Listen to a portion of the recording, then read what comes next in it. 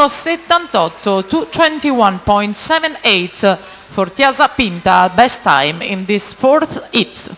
Lucia Rovere dunque alle spalle di Tiasa Pinta, 2.24.05, e poi la campionessa italiana giovanile della Rana, Eleonora Casarotto, 2.25.58, che chiude in terza posizione.